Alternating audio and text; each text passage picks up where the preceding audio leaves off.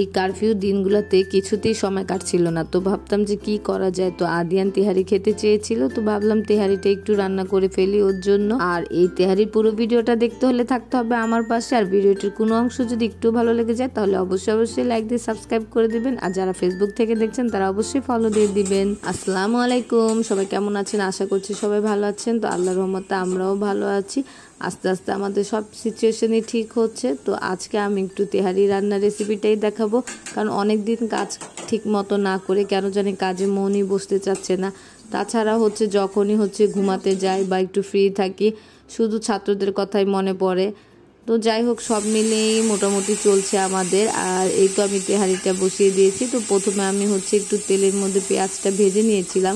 এরপর একটুখানি গরম মশলা আর দুটা আলু বখারা দিয়ে দিয়েছিলাম। আর এখন রাঁধুনি তেহারি মশলার প্যাকেটটা দিয়ে দিলাম পুরোটাই, যেহেতু আমি 1.5 কেজির মতো মাংস আর 1.5 কেজির মতো রাইস দিব।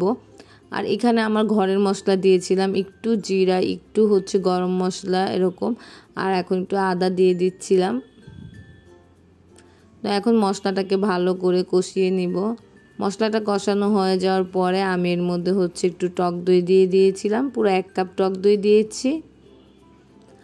এখন আমি গরুর মাংসটা দিয়ে দিব। তো গরুর মাংসটা দিয়ে দেওয়ার পর যতক্ষণ পর্যন্ত গরুর মাংস সিদ্ধ না হবে ততক্ষণ পর্যন্ত রান্না করতে হবে। এই কয়েকটা দিন আমাদের দেশের অবস্থা ভালো ছিল না, আপনারা সবাই জানেন, কারণ দেশে কারফিউ ছিল। তাছাড়া ইন্টারনেট বন্ধ করে দিয়েছিল, ফেসবুক তো অলরেডি এখনও বন্ধ আছে, ইউটিউবও তেমন একটি ভালো কাজ করে না। তো সব কিছু মিলে কাজ কতদিন না করাতে এখন জানি আর কাজে মন বসতেই চাচ্ছে না।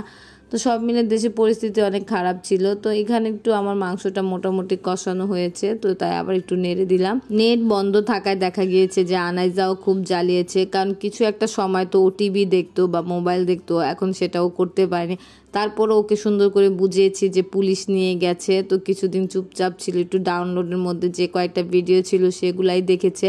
তাছাড়া ওর সাথে একটু খেলাধুলা করতাম, ওকে সময় দিতাম। আর আদিয়ানও এর মধ্যে চেস খেলেছে, লুডো খেলেছে ওর কাজিনদের ডাক দিয়ে দিয়ে। যখন কারফিউ শিথিল হতো তখন ওর কাজিনদের ডাক দিত। আর এছাড়াও যখন কারফিউ শিথিল হতো আমার হাজব্যান্ড একটু বাইরে যেয়ে টুকটাক বাজার এগুলা করতো। মানে কীরকম অবস্থাতে যে ছিলাম 6-7টা দিন আমরাই জানি।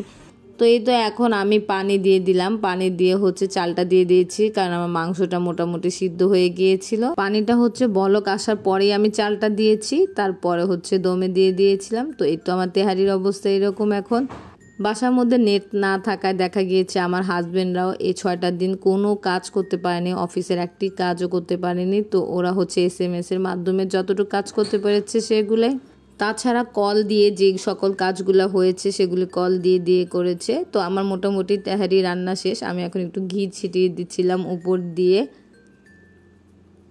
আর এখন আমি একটু আলু ভেজে নিচ্ছি, পাতলা করে করে কেটে একটু লবণ দিয়ে মাখিয়ে রেখেছিলাম। আর এখন ভেজে নিচ্ছি, কারণ আদিয়ানের তেহারি দিয়ে এই চিপস টাইপের আলুটা খেতেও খুব পছন্দ করে।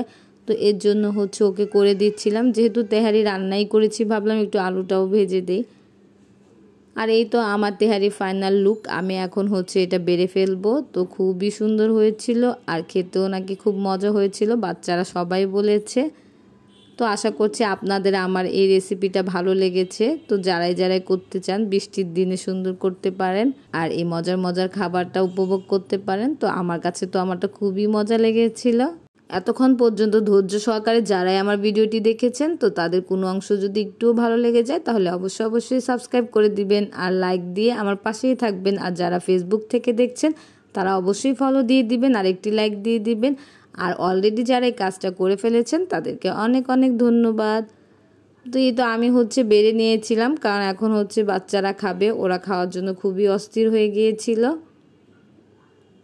তো এই তো আমার তেহারিটা দেখতেও খুব সুন্দর হয়েছিল। তো আমি একটু সবার জন্য বেড়ে নিয়েছি, তো ওদেরকে বাসার প্লেটেই দিয়েছি, আমরা যেসব প্লেটে খাই, কারণ যেহেতু ওরা আমার নিজের মানুষ। তো আমি প্রথম দিকে আলুটা দিতে ভুলে গিয়েছিলাম। তো এই তো আবার আমি আলুটা নিয়ে আসছিলাম। এই তো সবাই খেতে বসেছে। তো ওদের খাওয়াগুলো দেখে আমার খুব ভালো লাগছিল, কারণ ওরাও খুব হতাশ হয়ে গিয়েছে এই কয়েকটা দিন বাচ্চারা, কারণ ওরা তো বাচ্চা মানুষ, ওদের একদম মন খারাপ ছাত্রদের জন্য। ওরা স্কুল থেকে আন্দোলনে যেতে চেয়েছিল কিন্তু আমার বোনরা দেয়নি, তো এর জন্য ওদের মন খারাপ। তার উপর নেট নেই, তার উপর স্কুল বন্ধ, সব মিলিয়ে হতাশ। আজকে এই পর্যন্তই, সবাই ভালো থাকবেন, আল্লাহ হাফেজ।